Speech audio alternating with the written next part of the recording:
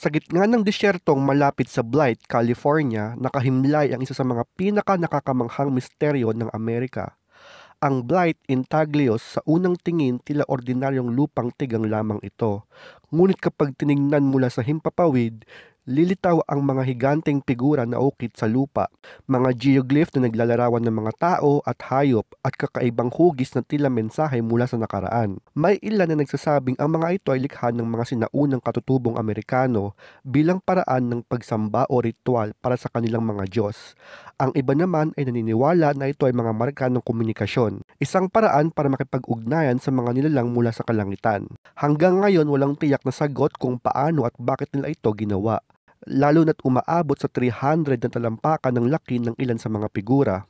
Isa sa pinakatanyag na imahe ay ang malaking tao na nakahiga sa disyerto. Ang kanyang mga braso at binti ay nakabuka, tila nagbabantay o nagbabadya ng mensahe. Walang modernong kagamitan noon, kaya't lalong nakakapagtataka kung paano nila naitama ang proportion at anyo ng bawat linya. Ang mga blight intaglios ay hindi lamang mga guhit sa lupa, ito ay mga bakas ng kabihasnan, mga alaala ng panahong puno ng misteryo at pananampalataya.